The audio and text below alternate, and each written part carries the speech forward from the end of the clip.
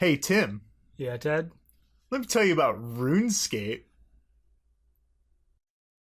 All right, so RuneScape, the number one free to I think I don't know. I guess the number one free to play MMO of its time at least. I think they used to advertise that, right? Yeah, definitely. That Or was like on their site. yeah, like the biggest MMO on the planet or some shit they bragged about. RuneScape has been around since 2001, something like that, a little bit earlier than that. Yeah. I don't know, Tim, you're the one that did the research I on didn't the do the history. research. This is a fantastic start.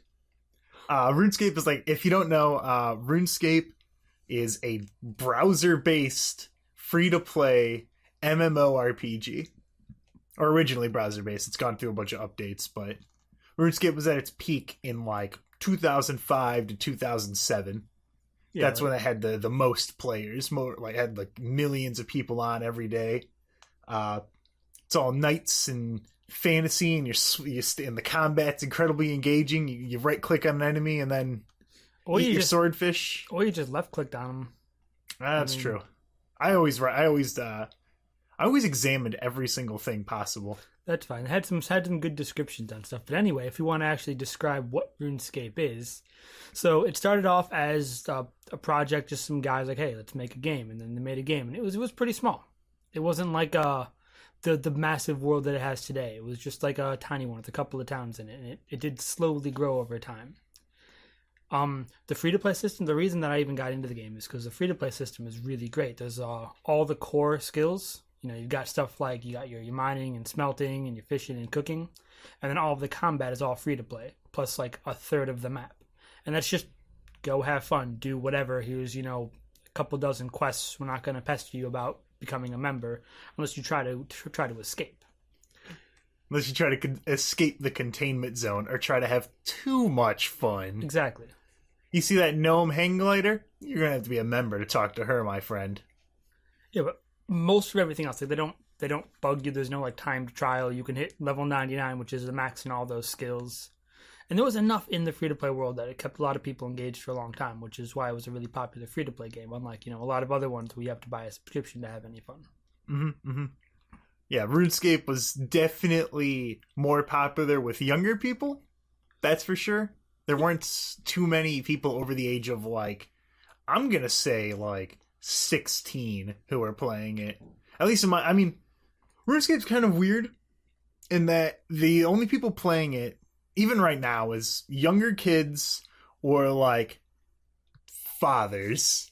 And, it's kind of like Elite Dangerous, and that it's, there's a lot of old people playing that are, in their, late 30s. They're I'll just play this game. This is my one game.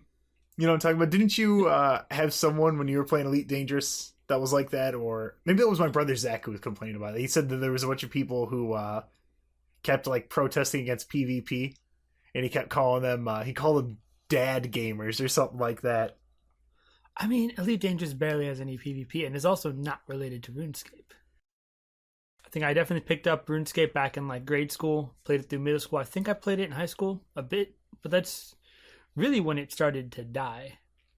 I played RuneScape. I believe it was someone in grade school told me about it. It might have been you. Was it you or Lucas? Yeah, might have been. I know we learned about it at the library. Yeah. Now, we went to the Reddick Library, and they had really nice computers, and we'd go over there and we'd play RuneScape, because that was it. It was either you or it was I noticed kids at the library what is that game with all the knights? Yeah. And it's hey, this is RuneScape, and it's free to play. And, that's where I remember me and my little brother Timmy, we would go to the library at 9 a.m. when it opened, and we would play RuneScape until 6 p.m. when it closed.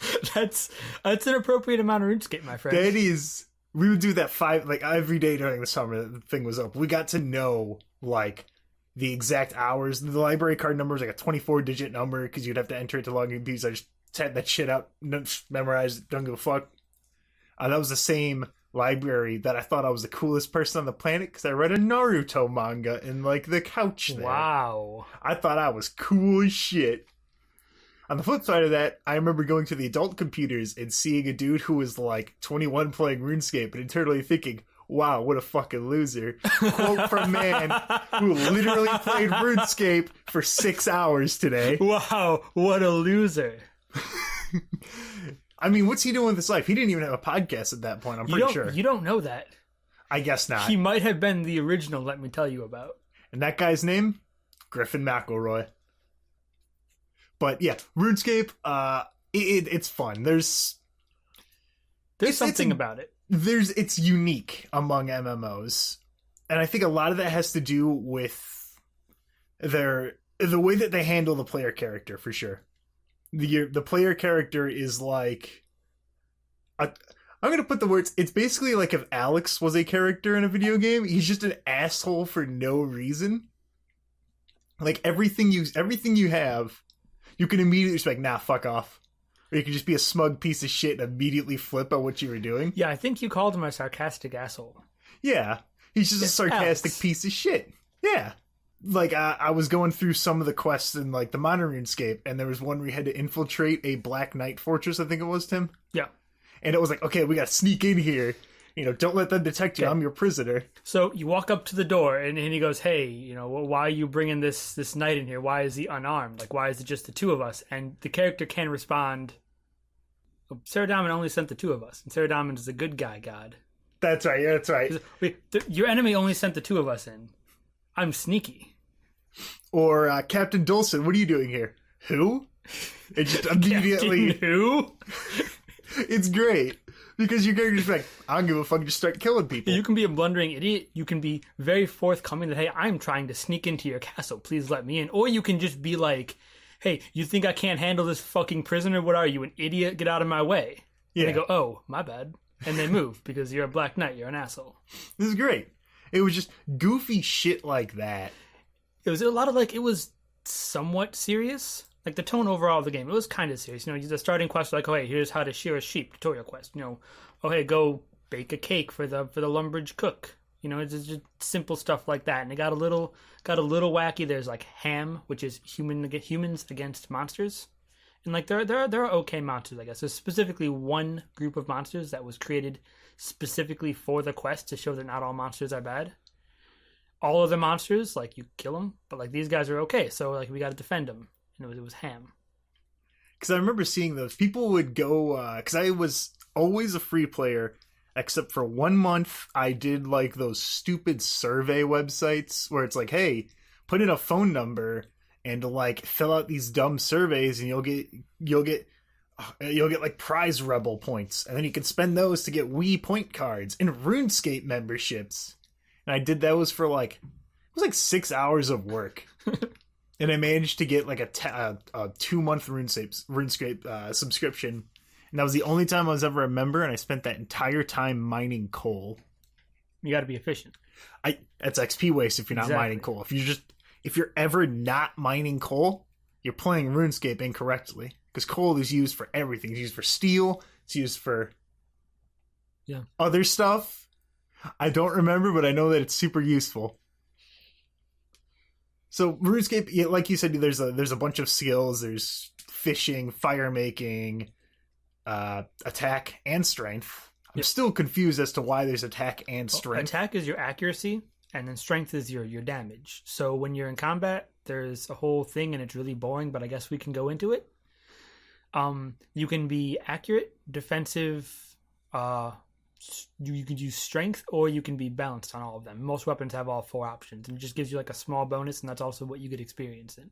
Okay, and then the combat of RuneScape really is, at least traditionally, we're talking about RuneScape back during the big it'd be old school RuneScape right now. Yeah, and it was just stand still and you would check. You hit for 0, 0, 0, 0, 0, 0, and then you hit like a 13, and you're like, holy fuck. You must not have ever used attack if you were hitting a bunch of zeros like that. That's not supposed to happen. What I mean is, like, this guy's garbage at RuneScape. I'm not bad at RuneScape, Tim, okay? I'm professional. But anyway, the combat was more of preparing. So, like, if it was a regular fight, you walk in there and you kill the guy. But if it was a bigger fight, like a boss fight for one of the quests, or, you know, you're going out specifically to kill 200 dragons, you set up beforehand. You get this amount of food, this amount of prayer potions, you have armor that's good against dragons. And so the combat was more in the preparation than it was in the execution, which is, just basically RNG back and forth. Yeah, and you just hit someone back and forth. You eat your lobbies and your swords until you're full on health, and then you just keep going and going and going. Maybe use your prayer. But yeah, combat in RuneScape, never that exciting. What I really liked about RuneScape was like I liked the idea of cooking stuff. And so how the skills kind of interacted, like, you know, I upgraded my cooking a lot because I went and I was like, oh, okay, this was kind of fun, that cook's quest.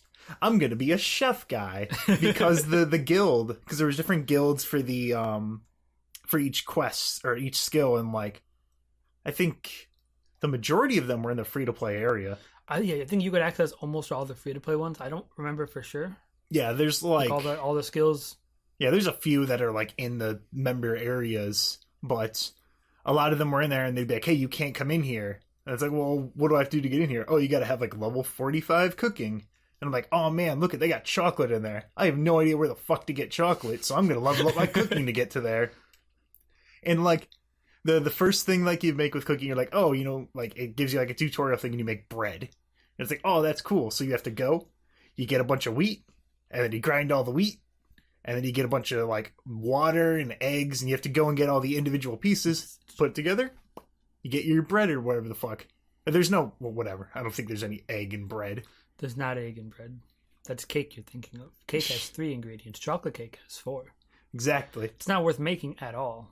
I know. Like, that's another thing about RuneScape. You can just, because the majority of the player base is young, like, people would do a lot of, like, inefficient shit. Like, I would go and make pizzas.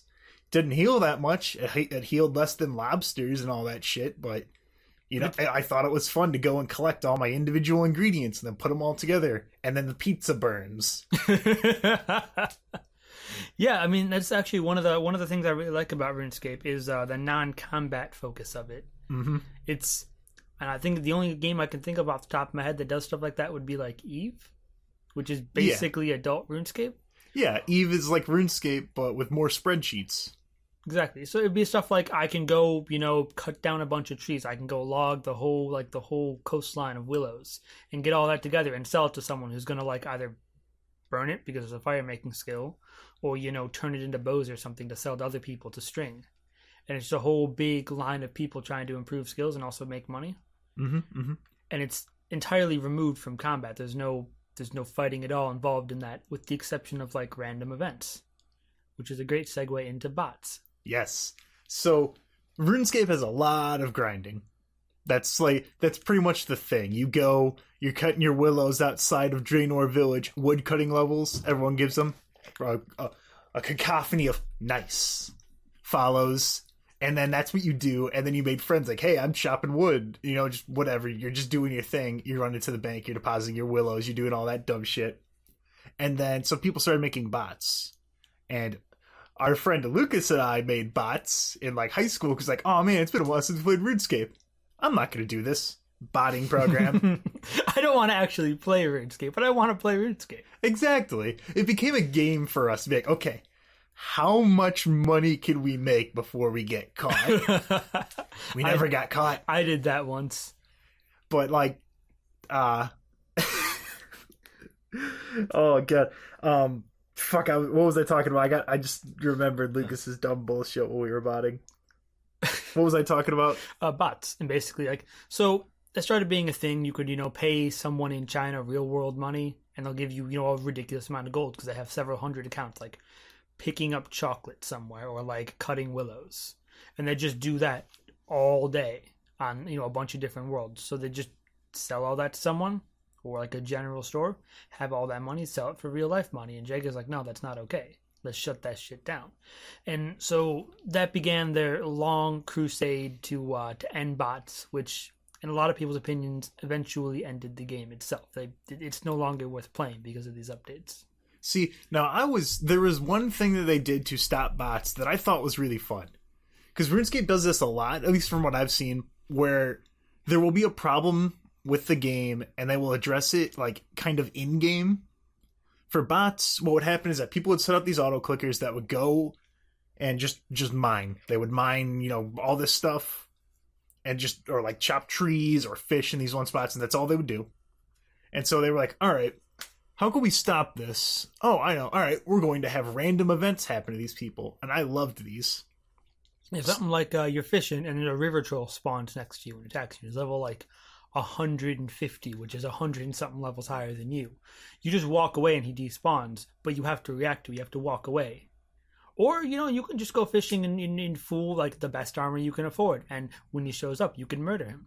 And you get a ton of XP, and he drops some really good stuff. Really. And then there's also like the ones that would show up where like a lady would be like, hey, like sandwich lady would spawn, and then you would talk to her and she would give you like, oh, here's a sandwich that heals a lot of health. It's like, oh, neat.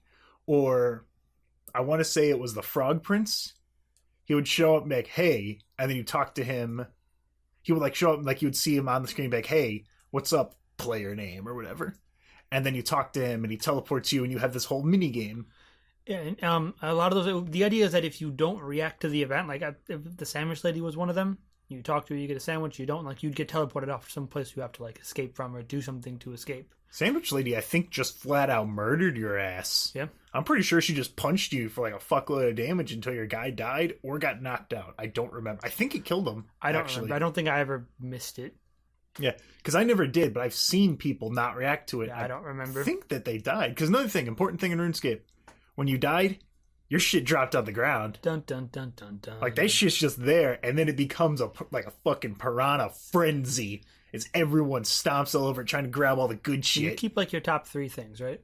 That was something they added, I think, a little bit later. Was it? I think so. And then they eventually added gravestones, where if you died to not PvP, you had 5 minutes to get back to your body. But I think it was you just dropped all of your shit. I think, or maybe it was because you could get skulled. No, yeah, it was you kept your top 3 most valuable things according to like general store prices, and then there was a prayer to let you keep 1 more, I believe. Okay, yeah. So yeah. But everything else just dropped that shit on the ground. So if you see someone died, like, it doesn't matter. You run over there and you start grabbing stuff because you might get some good stuff. You might get his gold. You might get his runes. Runes, you use those in Magic. That's a whole big thing we can talk about. Oh yeah. I like the idea of runes a lot.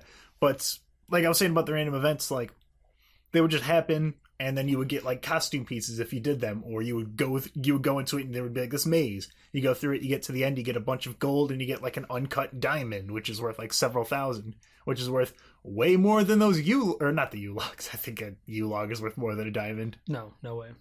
I don't know.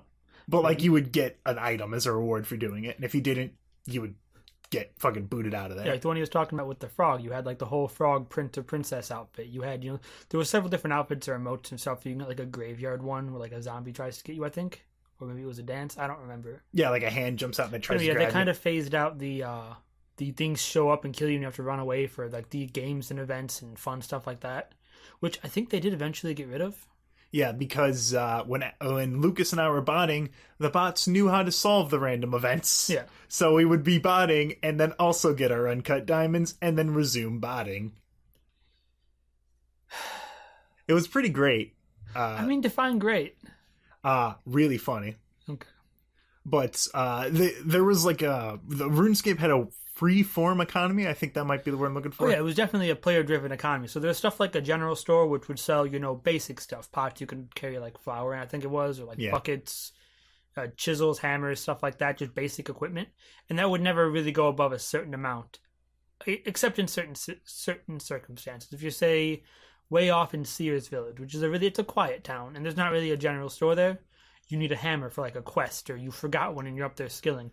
You'll buy it for 10 times what it's worth. Buying a hammer, 1K, and so you'd pay a lot more than it's worth for the convenience. And so I'd always have like 10 of each of the basic things on me, or at least in my bank. So if someone was buying it, you just pop it out of the bank, give it to them. You make 1,000 gold easy. Exactly. I would do stuff like if I was low on health or I was going to go do a quest, I need a good healing item. I'm like, okay, I can go and I can go and buy some, food from this store here or whatever, or I can go, down to Port Sarim and buy some fish or, fish it manually myself. I'm too lazy to do that. Where's a good fishing spot that people use? I'm going to go to Barbarian Village. People will fish there and they just drop shit on the ground. Or like, I go there, I pick up all this raw tuna and then, I make like a fire right there. And then everyone starts using that fire and stuff like that. And everyone starts working together to get their XP and shit like that. And like, okay, I went up here, I got all my tuna, I'm good to go. Or say, I had I had three primary ways to make money, and this really goes into like you're just player-driven economy shit. One way, there was a quest that was notoriously difficult.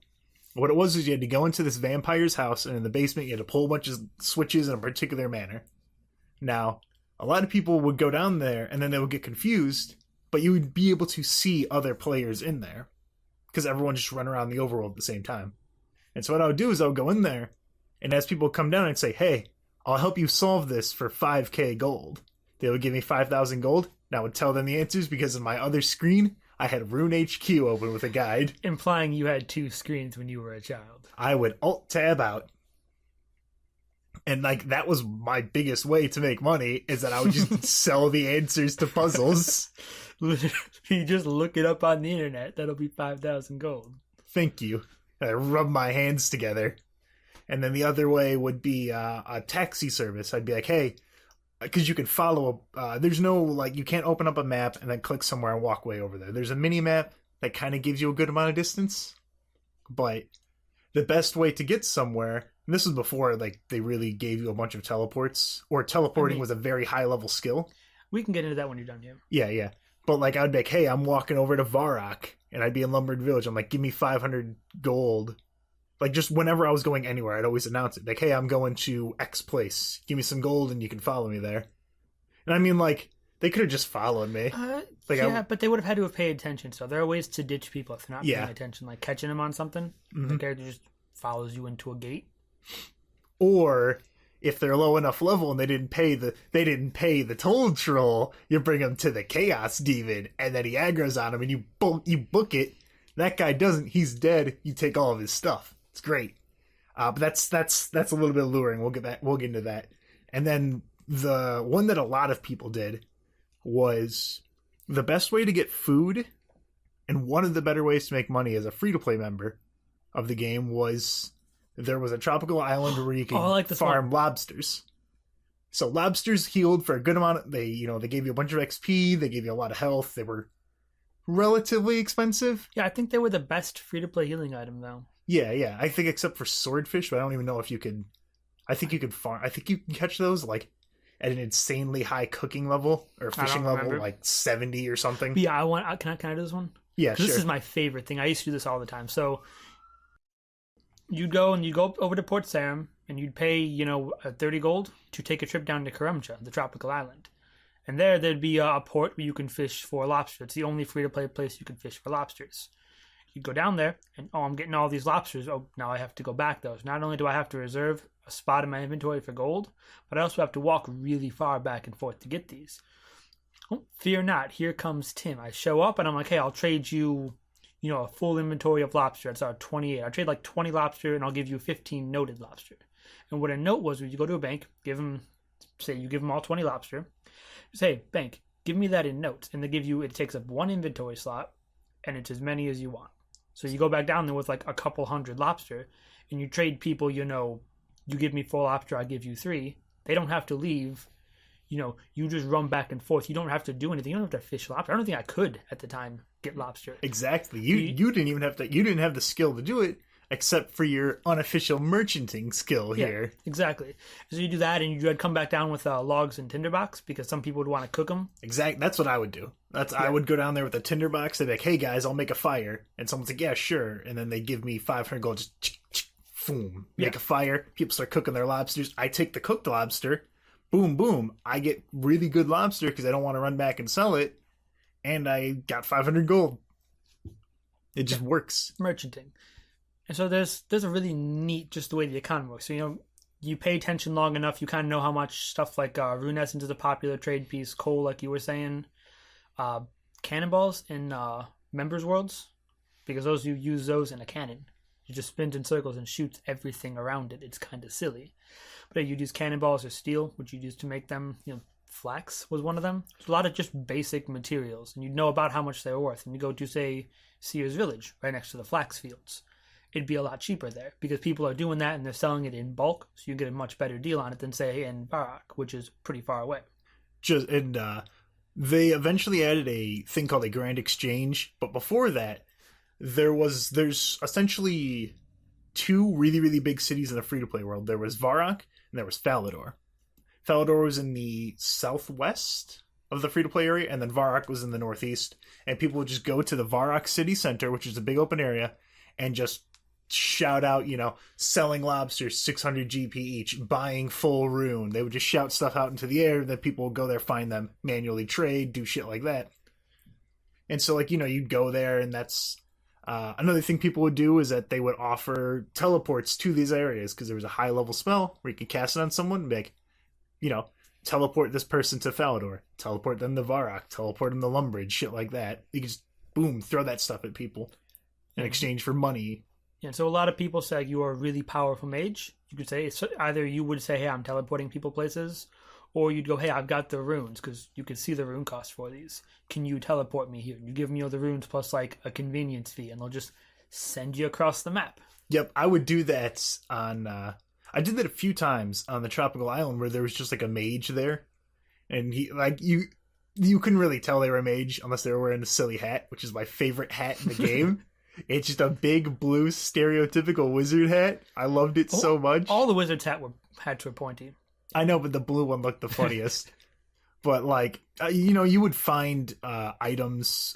Well, let's talk about runes real quick. So in the beginning, when Guthix, who's the god of balance, discovered Gielinor, which is what we call the overworld, he bestowed upon his people, I'm pretty sure it was him. It's been a long time since I've cared about this stuff. But yeah, before some god left, he bestowed upon his followers a bunch of runes, which are just, tablets infused with magical essence of a certain kind. There was, the 4 elements, and then mind, I think there's body, which is protection spells or something. There was law and death runes, all that kind of stuff. But you gave them runes. Hey, here's some runes. They're magic. Go do cool stuff with them. And then much, much later on, several ages later, in fact, after the world is gone to hell and back, some wizard discovers this dimension full of essence. And it's actually a part of the 5th age, which is when the player characters are all... That was there was a big event, but I played during the 5th age. That's when the majority of people would play, yeah. Yeah. And so you do a quest, and he discovers this whole dimension full of rune essence, which you'd mine, you'd teleport back, and it was the Varrock East Bank would be the popular place to buy and sell rune essence, just because it was right next to the spot you mined it. And an important thing he said there is that you had to do a quest to unlock this thing. You wouldn't have access to just level 1, just go in there and go start doing this quest thing. You would kind of unravel it from the story of the game. You would have access to all these different areas. Yeah, you actually discovered it alongside, you assisted the wizard in discovering it and went there, and it was a whole big because each player has their own timeline, but they're all, like you said, in the same world. And so yeah, you discover rune essence and how to mine that, and that was a revolutionary thing. It pissed off a lot of religious people because they believed that their god gave them a certain amount of runes, and that was their god's will, that we only had this amount of runes, and that was part of some quest somewhere, I don't remember, but you take the essence with a talisman to an altar, and that would teleport you to some pocket dimension full of that particular thing's essence. And with the talismans, what they would happen is that I believe you would find them just sometime. You got some of them as quests, rewards, low-level quest rewards, here's an air talisman, mm-hmm. Or you'd kill a wizard, an enemy wizard somewhere, and it's oh, he had a fire talisman. And what you did was, without looking up a guide, you would activate it, and it would say, the talisman hums to the southwest. And so you'd have to manually go out and find these altars, and then you use it on there, and it would do all sorts of fun. It was fun to kind of look around and discover where they were naturally by using these talismans and shit. And then you go there with all your rune essence. Boop! Now you have 27 earth runes or whatever. Yeah, it's actually once you discover the location of the altar, you can imbue the talisman into a tiara, which you could then take 1 additional rune essence with you. Hoo boy! Because you just turn it into a little hat. Yeah, and so that was the whole thing, and you use these runes exclusively for magic. There's this whole economy around them because, there are a lot of mages out there, and runes are expensive and difficult to get normally, but exclusively for magic. And so we're talking about teleporting, you'd have a law rune and a certain combination of other elements, and you'd use all of those to teleport yourself somewhere. You'd go to all the major cities, had teleport nodes.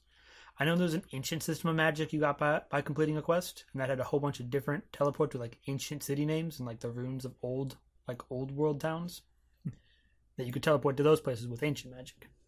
Okay. See, like you said, there was different. Anyone could be. The player character was a jack of all trades. You can train in any skill you wanted at any time. You would unlock more mage spells by doing fun quests. You would unlock extra prayer things. You could align yourself to one of the 3 gods or stay unaligned and do all this fun stuff. There was a lot of it. It almost feels like a single player game, kind of, in that you're just unlocking things in this big open world while still having other players running around with you. I think that really is like my favorite thing about it, is that it felt like a single player RPG. I mean, if you take the grind out of it, it definitely did feel like a solid single player game. Like it had like a plot to it that you discovered by going through a lot of different quests. It was actually, I was looking at it earlier, a ridiculous amount of lore. There was way too much information on the first 4 ages of Gielinor that just I didn't see it. I think most of it doesn't come up until like higher level quests when you start getting into like the Majorat, I think they're called, which is I think like a semi-immortal race of people. One of them became Zamorak, I think. Ooh. I don't know. I didn't actually read about that stuff. That's all stuff that I remember from the game, so it's probably wrong. I'm an adult now. I don't remember anything about RuneScape. You're not a fucking loser who plays RuneScape for 6 hours. We would play it so long that our eyes would hurt, and then they would have to kick us off the computers because we were there funny. For so long. Yeah, I know.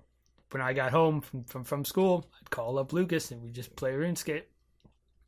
But anyway, yeah. So there's a couple other things that I had noted down that I want to talk about. Stuff that the game itself had done, like the combat triangle. There was, there were melee guys with the metal armor and their swords or maces. There were rangers who had like leather armor and then bows or crossbows, and then mages who shot magic at people in their silly wizard robes. Mm-hmm. And so, melee fighters would be really good against ranged guys because what's he going to do? Run away? And he's got leather armor on, so you hack right there. It doesn't offer very much melee protection. Plus, melee stuff had much better defense against ranged attacks, with some exceptions. But really, they didn't offset the fact that you're wearing plate armor. And then archers had a pretty huge advantage against wizards because it's leather, and then you get like dragon's leather, which is magic, and that's really good at resisting magic, which also means you can't kill a dragon with magic very easily. Side note there. But you'd as an archer you'd have pretty much the same range as a wizard. He wouldn't be able to outrange you, which is his big advantage against melee characters, that wizards can freeze you in place and then kill you. And so that's why they were good at killing, melee characters. And you could mix the armor up, but you wouldn't get the same advantages you would. But you could say if you knew you're going to be killing a mage or like an NPC that was a mage and you're really good at melee, you just put on leather armor. Mm-hmm. So you've got the advantage of wearing leather armor, which makes it hard to hit you with spells, and you've got your melee weapon, which you're really good with. Yeah, and it was, I think I just kind of guessed at the combat triangle because I never really looked into it. I never understood how it worked, but I noticed that when I had my rune skimmy on, I was wearing, because I always just wore just armor. I always wore as much armor as possible because the way that it was kind of set up was when you first start, you can only wear armor. I think it was tied to your defense level. Yeah, melee armor was tied to your defense level, and then ranged and magic armor were tied to those, as well as defense, I believe. Yeah, I believe you had to have X defense and X archery or whatever to have dragon armor and shit. But you would start off level 1, you could wear copper, and then you can wear iron, and then you can wear steel and black. Copper armor. Or whatever. It's bronze, you nerd. You're right, I'm a fake RuneScape fan. But, and there was 8 different stages of armor.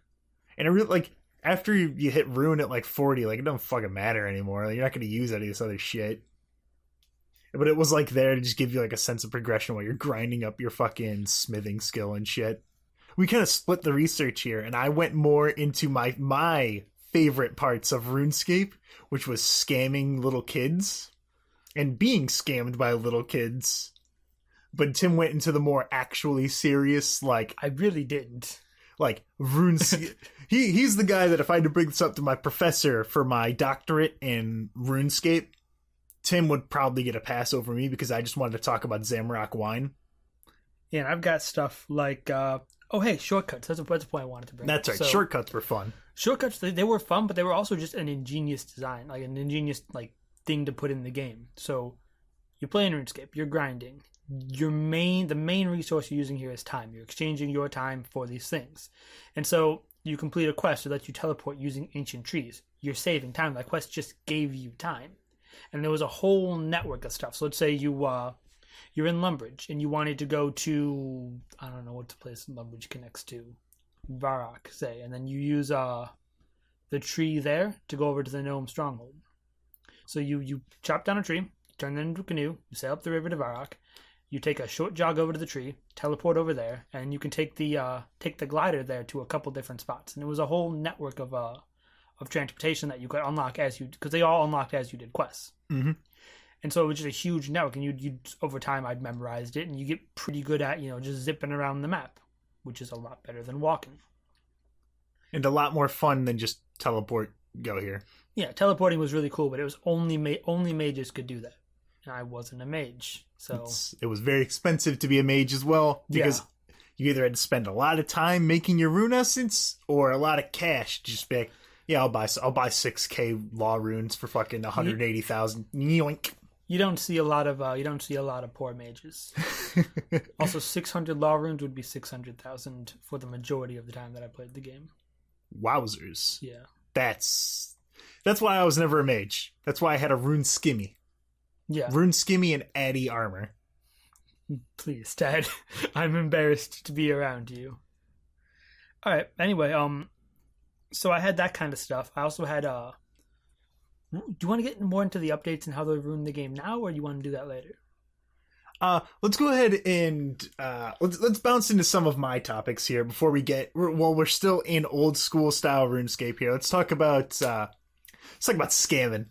Let's do it. So, because RuneScape was mostly dumb kids, and it had a working economy, that's a fun little mixture there. There was your basic scams, people trying to get your account. Hey, did you know that RuneScape stops you from typing your password? And then they put in 8 asterisks. See? Look. And then I type in, Super Mario World 1, and it comes up, and oh shit, my account's gone. They got my full copper armor. Ted. Let's see. There was one of the things that I did to kill people and get their shit was outside of Varrock. Part of a quest line was there were some dark wizards that were just outside the city. No one really wanted to deal with them. I guess they were just there, almost on the same path, mostly minding their own business. But for the majority of the areas for a free to play member, it was 30 was the highest you saw enemies at. And you would go to because you could go to any one of these areas at any time. They weren't specifically leveled. And there was a bunch of dark wizards, and they were level 9. And after a few minutes, there would be a demon that would spawn that was level 30 something. And so what you would do is you'd say, hey, oh man, this guy's got some really cool armor on. Hey, why don't you come with me and farm these wizards? And then you go over there and they start farming the wizards. And the way it's set up is that if an enemy is so many levels above you, they will instantly aggro to you. And this was partially just to kind of keep people out of higher level areas and make it more dangerous, and also to stop botting. Because if you don't level any combat skills and you're just mining, your dude's going to stay at the combat level of 3. Yeah. And you try to, I'm going to go, I'm going to send my bot to this area with a lot of good stuff. Oh, there's scorpions at level 16 there. They'll automatically kill them. And then if you're playing the game like normal, they won't even bother you. But I would lure people to this demon. They'd be fighting, oh, cool, I got some death runes from these guys. Look at that, earth runes. And then a demon spawns, 2 shots them, and I get all that sweet, sweet loot. See, I wasn't a jerk. I didn't do things like that to people. Maybe they should have been faster. Maybe they should have brought some lobbies with them. Maybe they shouldn't have been so goddamn poor. And this is also a thing that still happens to members. Because there is a I want to say it was near Ardug. I'm not going to pretend like I know how to pronounce that city. It's a members area. It's very close. The biggest members city. Yeah, from what I remember. There's in the free to play area on the left side, there is just a big old wall. Just a big old wall. It's got like a gate.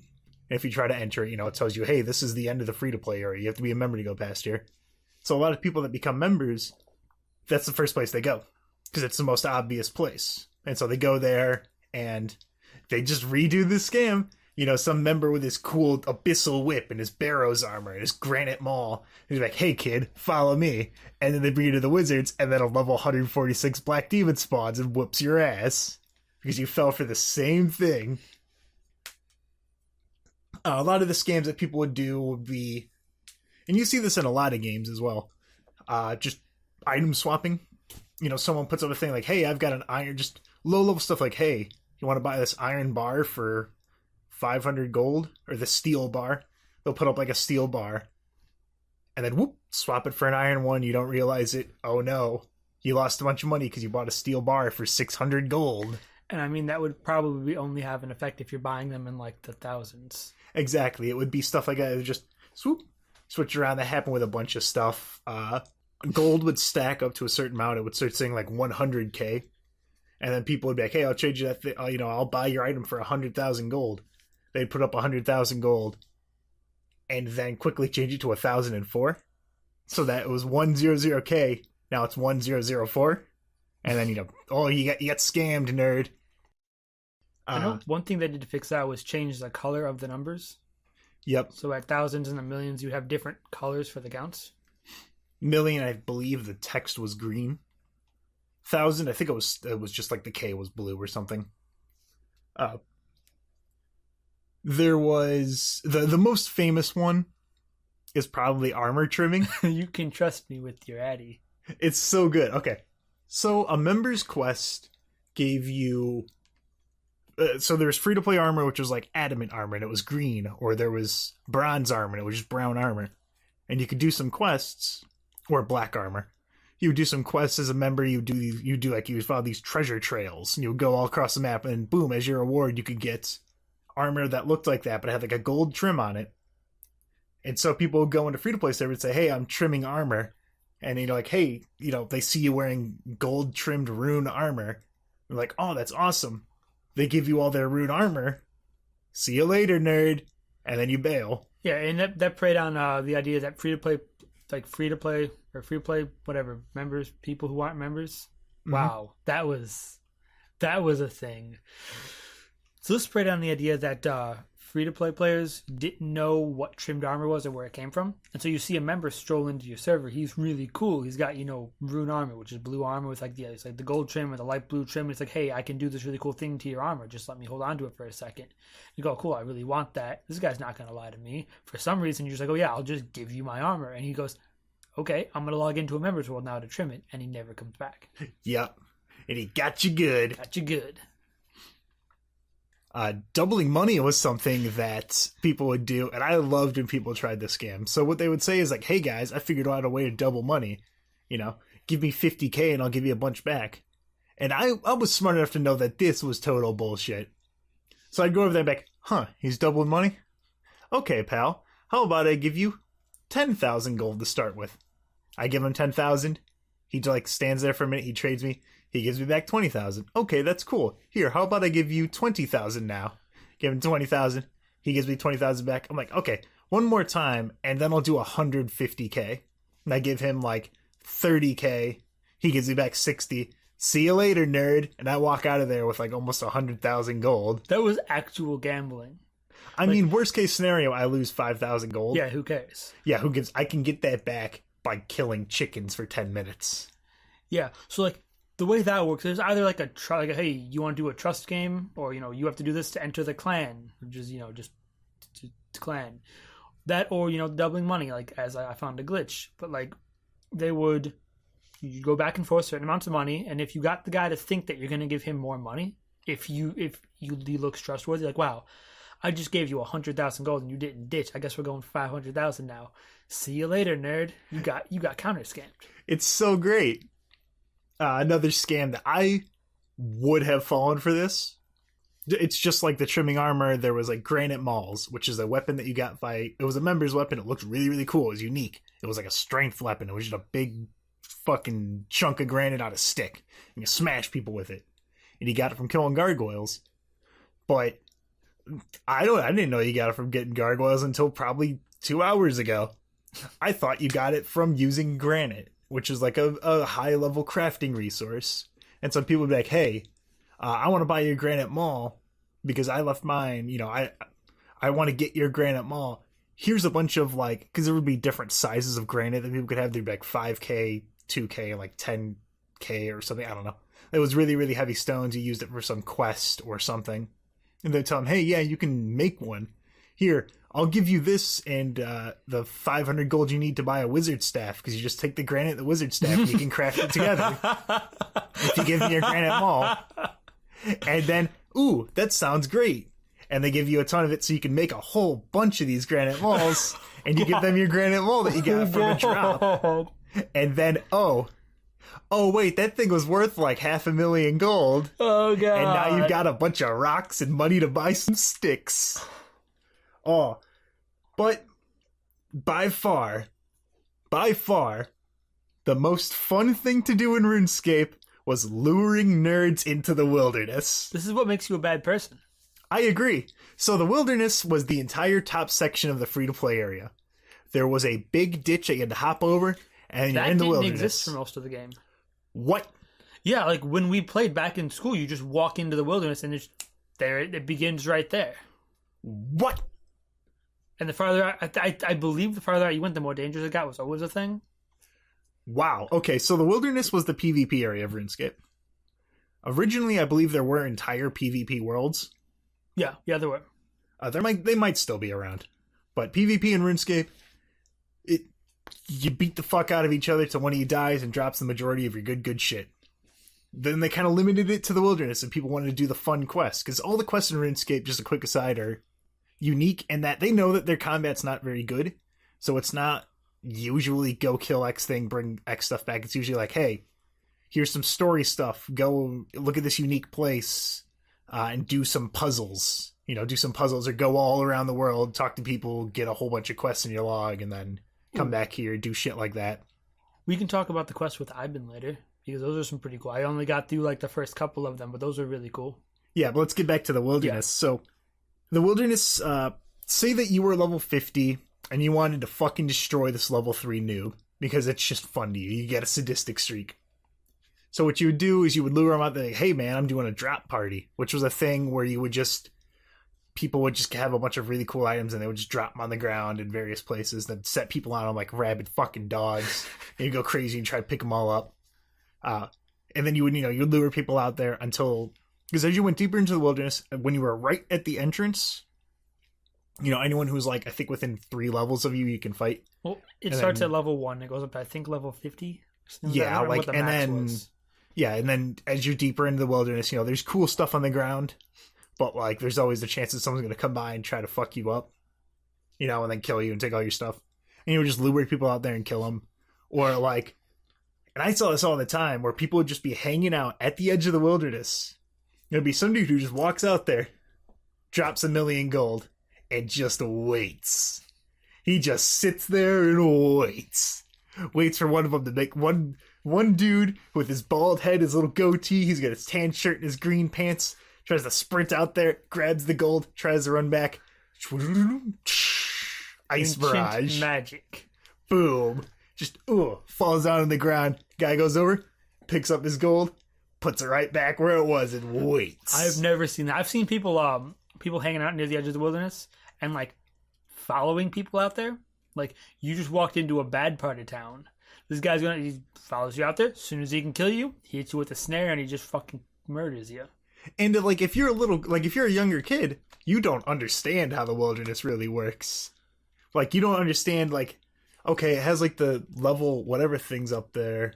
I don't really understand like the difference. Is it talking about like the difference between, because you can't see your own level you have to like go into your stats and look at like a weird select, like it's in like the bottom. Because when I looked at it, I assumed it was my sword. Oh, my sword is level 24, but my combat level was actually like level 35 or something. And so I go in there and all of a sudden I'm like, whoa, shit, why is this guy attacking me already? It was kind of confusing. But there was a lot of stuff, people would lure people into the wilderness. There was a members thing, which I thought this was funny as shit. So in a town it's called West, the west side of Ardug. I really don't know how to pronounce it. Ardragna. There was a lever that you could pull. You could convince someone to pull this lever, like, oh, it's gonna do a thing, and then boop, teleports them deep into the wilderness.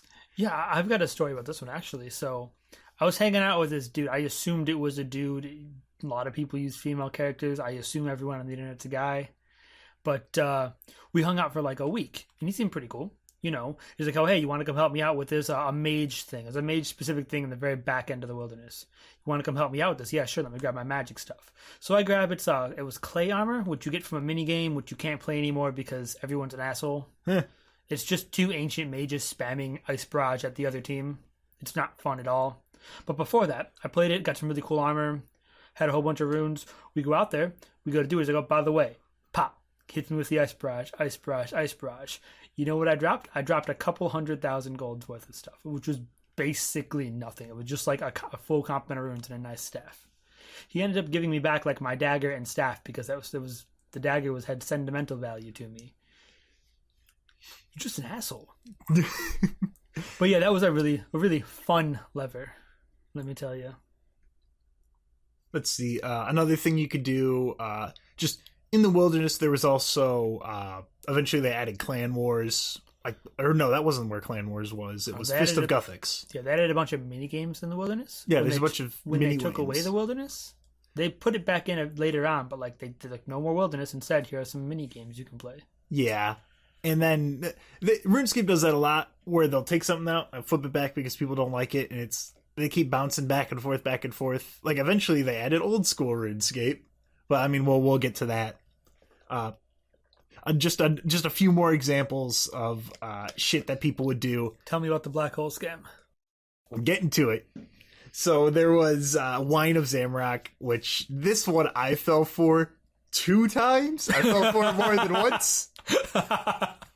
So Zamorak is like the chaos. He's like quote unquote evil god. And in one of the free to play areas, you'll see like a church for him. And sitting in that church is a big old thing of Zamorak wine, which is a good healing item. And people are like, hey, go get that wine. It's like, okay, yeah, sure, why not? Then they go in there, then they close the door, because you have to manually open doors for a lot of buildings to go out. And so as soon as someone picks up that wine, Zamorak strikes you with a lightning bolt, and all the monks in there are now hostile, and they're like levels like 29, and they beat the fuck out of you. You drop all of your items. And I fell for that twice. I didn't learn after the first time. I thought it was just a weird coincidence. I don't know what I was thinking. I really wanted that wine. So there was the Wine of Zamorak, just shit like that. There's no way I can cover every one of them.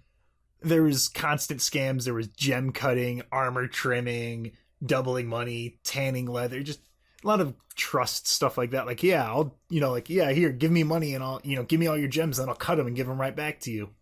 Although I actually did that for people. Oh yeah, me too. Because you for crafting, which is really useful for a lot of quests, you'd take your gem, tink, tink, tink, tink, tink, and then you'd have a cut gem and you'd give it back. Usually the uncut ones are worth more because people would take them and then cut them all up. Because you can only turn the cut ones into jewelry, which you can enchant and sell. But yeah, really it was just like, hey, I need cut gems, but I can't cut diamond. Oh, hey, I can cut that. And the best way to do that, of course, would be I'll give you a cut diamond, give me your uncut diamond. But that doesn't happen all the time. Yeah. I think eventually they added an assist thing where like, hey, I need to mine some mithril ore. And then you have your friend who's got like 70 smithing. He's like, yeah, sure, I'll assist you. And then I think he gets half the XP. Something like that, yeah. Something like that. But so my favorite thing in all of my research I've done on these RuneScape scams is the black hole scam. So at some point early on in RuneScape, when a player got banned, they kind of did like an in-game thing. And that character would be sent to a black hole. And there'd be like a single dwarf there who would just be like, hey, you're banned, buddy. And then, you can talk to him and be like, well, what am I doing here? Oh, you got banned because you violated the terms of service. Well, when am I going to get out of here? Well, it really depends, and then that was it. You just be in a black hole. There'd be kind of a sparkly thing on the floor. and then you were in there until your ban was over, and then you would get teleported out and you can go back to the normal world. So because they added this new area, a bunch of people kept trying to get banned so they could check it out. And so Jagex was like, okay, guys, stop. Here's this item that you can use to go check out the black hole. And it's a complete, it's a duplicate, you're not going to see the players in there, but it's a complete, it's a replica. You can go check it out. Personal banning space. Yeah, you can go check it out. It's a fun little thing. And then, so what happens is people go down there, and then people would convince them, you go down there with your friends, quote unquote friends, they're like, hey, you should drop that item and then log out, log back in and see what'll happen. If you do that, the item disappears and you are stuck in the black hole forever until a Jagex mod kicks you back out. That's pretty great. The dude who convinces you gets absolutely nothing except the satisfaction that your account is now fucked. It is fucked. You are stuck in here for months until Jagex can manually get you out. That's great. It is so good. And there would be banned players who would get banned for doing this, and then just have a network of fucking spies and shit to get people to do this.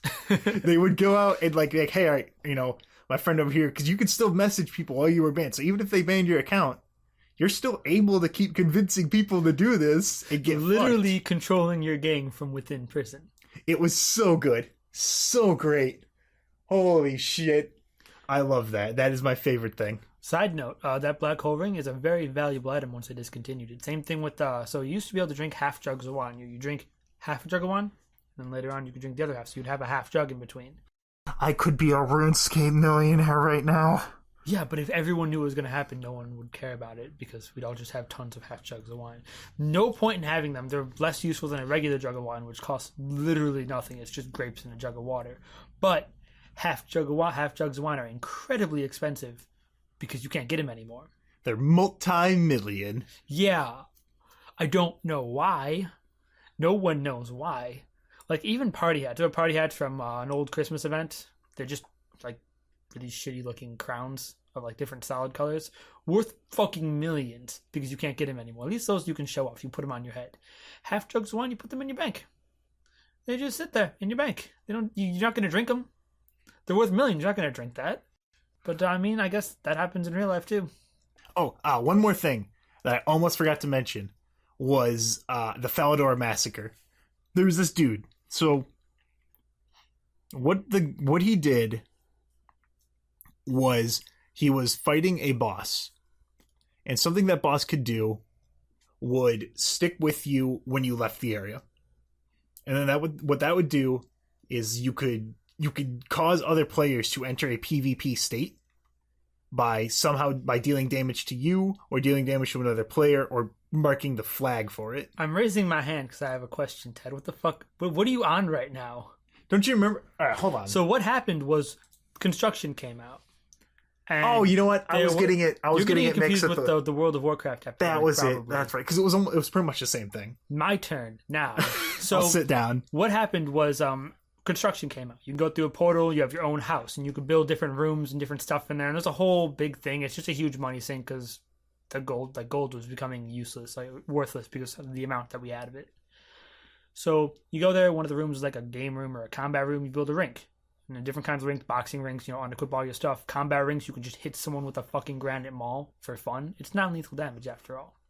But then I think if you got kicked or the owner logged out or something, there's a certain way if you left the house, you'd stay in that PvP state, out in the PvE area. And so a bunch of people found this out. The one player gained notoriety for it, but a lot of people found this out and ran through Falador murdering people in a non-PvP place where you're completely safe unless you're level 15 and attack a guard.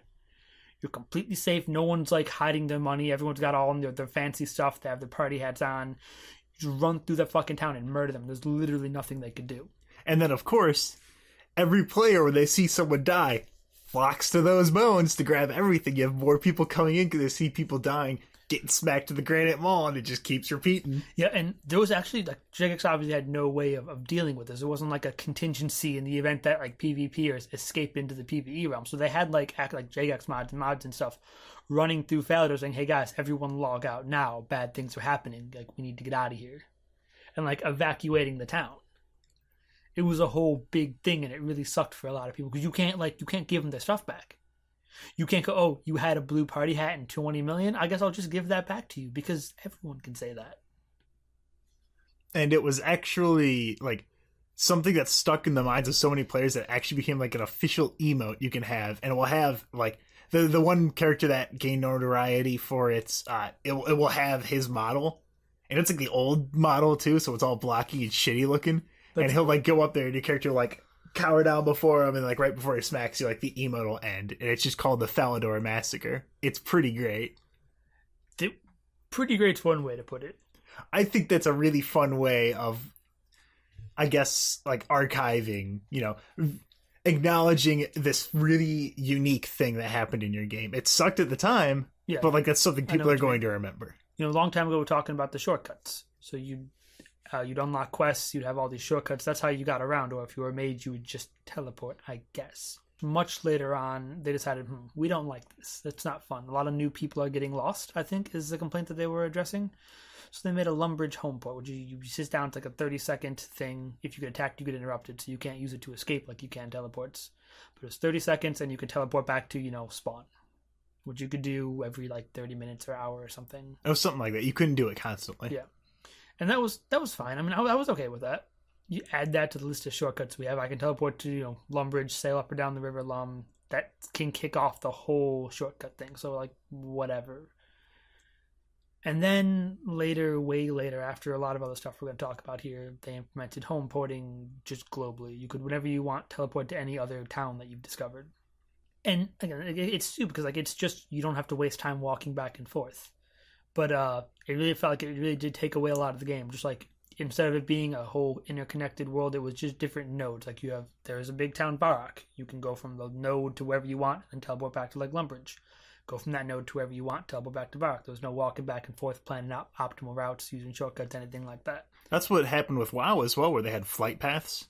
You would get to an area, you would unlock the Flight Master. Well, time to fly from Ironholm to wherever the fuck. It's been a while since we did the WoW Lord episode. I don't remember the titles.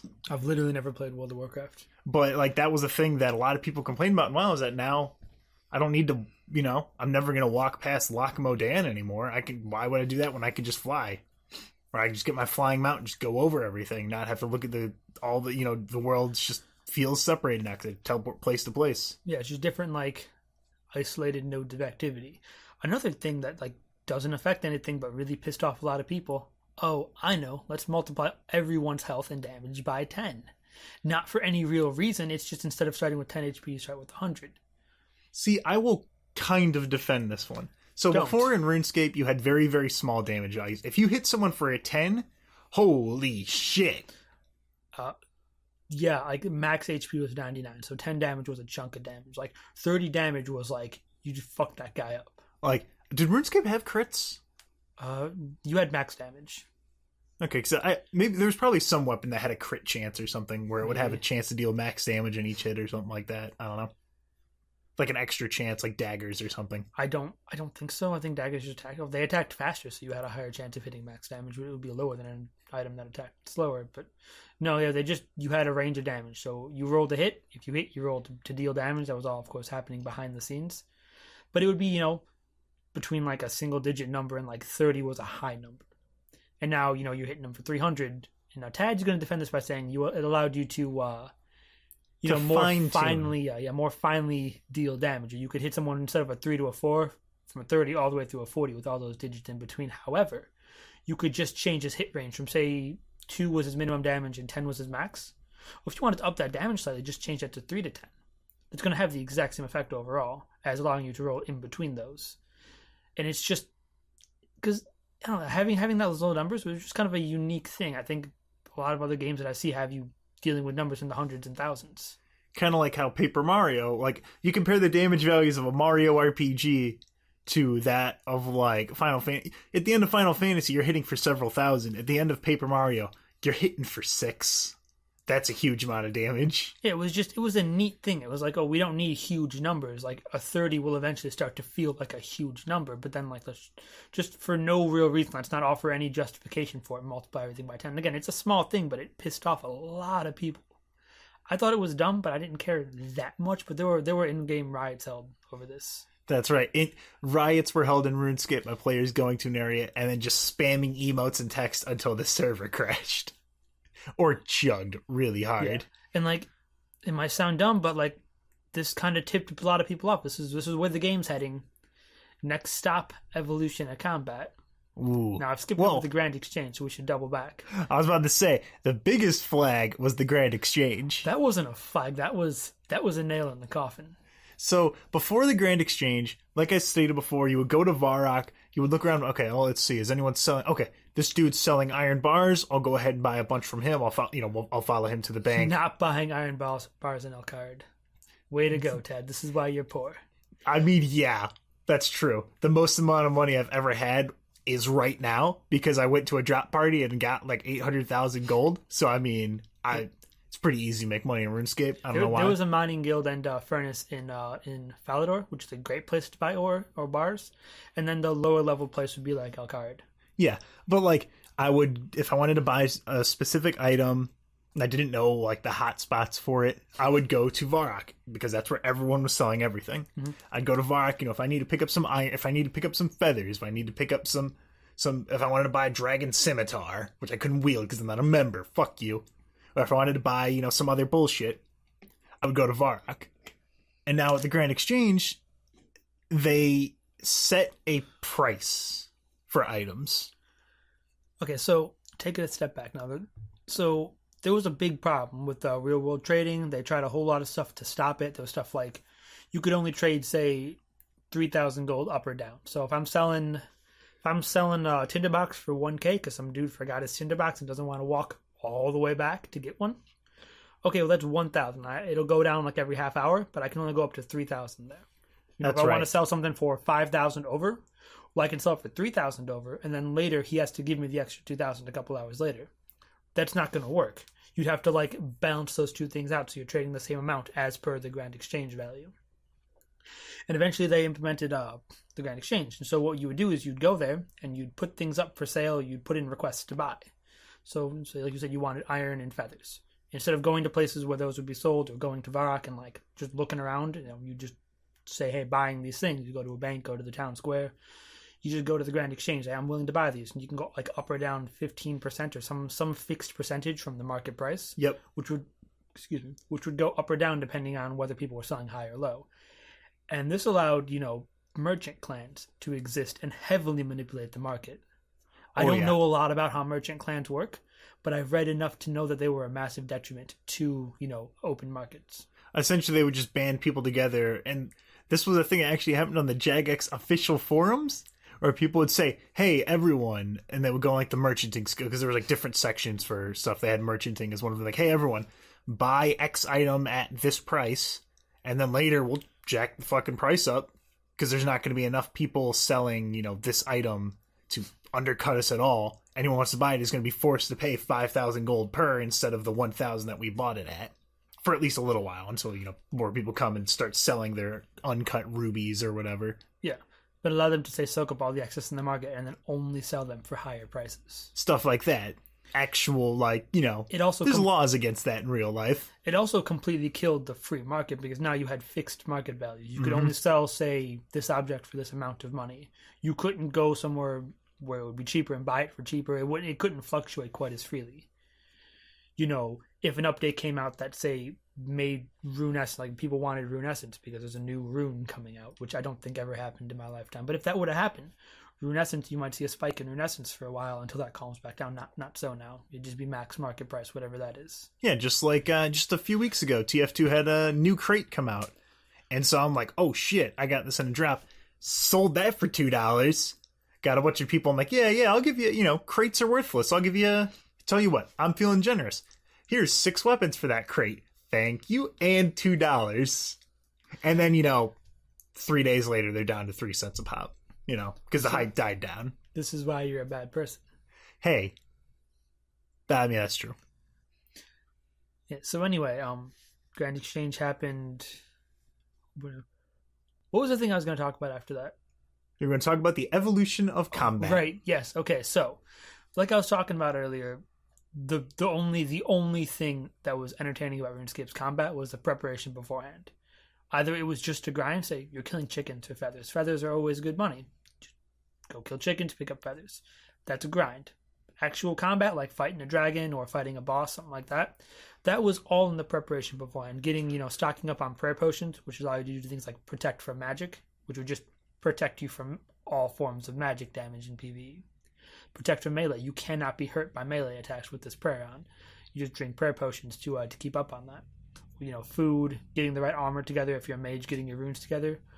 All of that was the only interesting part of combat. You just click on them and then you fight them. And now we've got this system where you have like skills that you use. I don't know. It's weird. It feels like generic fantasy stuff. Like I've got a skill that you hit them for 125% of damage, or after 1.5 seconds, you stun them for 10 seconds. Stuff like that. It's just like a list of like just skills, and you hit the buttons while you're in combat. And it means you have to pay attention to like your skills as well as your inventory and your food and stuff. I don't know a lot about other fantasy games. I don't know if this is par for the course in them, but it feels like it. Like I've played Guild Wars. Mm-hmm. It feels like another MMO game. It doesn't feel like RuneScape. Yeah, for better or worse, RuneScape had a very unique feel to it. It was something that you didn't see in other places. And like I said, whether that was inherently good or bad, it added to the game just because it was different. It wasn't something that you can get anywhere else. And as they've made all these updates, they've kind of moved towards massive, like a lot of the other games. And it really does detract from the overall like charm of RuneScape. Yeah, because RuneScape's whole, and there's been a lot of shit we've talked about RuneScape, but I think it's fun. I don't have the time to grind anymore with it. Yeah, I'm never gonna play it again. Yeah, Jagex, like at some point, I want to say in 2014, 2013, they made old school RuneScape, which is a separate version of RuneScape from the current one. That's 2007. It's took the game back and put it here. Does it still have the Grand Exchange? I don't remember. I don't know. I think it's pre-Grand Exchange. I think a lot of people who quit when RuneScape went to shit don't even know about that, just because there's no reason they would know about it. They gave up on RuneScape. Yeah. But yeah, it has a ridiculous amount of players. It was like the earliest version of the game that I had archived. Mm-hmm. And then they just have like community votes. Like, hey, here's a new feature. Do you guys want this? And if enough people say no, they just won't implement it. But yeah, I think we can point to that as proof that their game is no longer what it was. And that's what takes it beyond just a nostalgic, like, the game sucks now because I'm older and think it's different, to the game sucks now because they took out a lot of the fun things in it. And look at these numbers we have as proof. But I think overall, RuneScape was a really fun game. It had a surprising amount of music. Like every single quest, there was tons and tons and tons of quests. There was like at least 200, and they were all pretty damn unique. And then each one of those had like 3 pieces of music to go alongside it. They would always unlock stuff in the overworld. There was a whole bunch of story things. There was a quest where it was like Romeo and Juliet, where you had to find an actual other player who just through chance aligned with the other guild, I believe. I think it was you chose a side, and then you just had to find manually a person on the other side and work together with them to do the quest. Whatever the quest was, Tim. I don't remember. It was a thing. It was a free player quest. You can't be wrong about it. I didn't do all the free-to-player quests. I ended right before I killed the dragon one. I believe it was the Shield of Arv. Shield of Arv, yeah. Yeah, you had to find someone who was another actual player who was aligned with the other side, and you had to work together, and it was tons of fun. There was stuff like the desert, where that's where I spent the majority of my time when I became a member. I went to the desert because I thought it was the coolest shit. You had to like drink out of your canteen, dress specifically, and then I went and I hunted lizards and stabbed them with sticks. That's what I did. And then I farmed coal for like literally 48 hours straight. I'm so sorry. I appreciate that they let you play the game in minimal graphic settings. That makes it look, because there was a big graphical update in like 2010 or something that made the game not look like shit. And I play the game, when I played it earlier, I played it on minimal, which made the game look like it did in 2007, where there was like single color textures across everything. It looks like all sharp triangles and made out of like Crayola models and shit. Yeah, I mean, just it was an old game and it was just very technically limited by, I don't know if it was just what the team knew to do or the technology when it was first created. It was made fucking Java. Yeah, it's not a very nice looking game. It has, some serious latency issues. Shit draw distance. And yeah, like you said, you could see the individual tiles on the ground. And it's all just like one smooth gradient of color. They've made it look so much nicer now.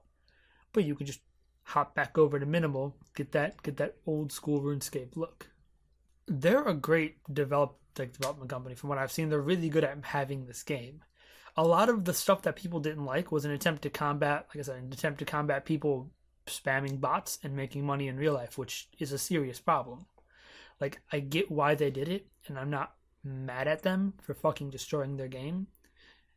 I'm mad at people that don't bot. If you're out there and you're listening to this and you think, oh, I know, I'll make 24 bots and make some money in real life, like, consider not doing that. Consider getting a job. You people are the reason I have Dota 2 items that weren't tradable until 5 years after I got them. Because you fuckers kept messing with the Steam marketplace, putting up your goddamn fake games and making your money off your fucking cards and your emotes.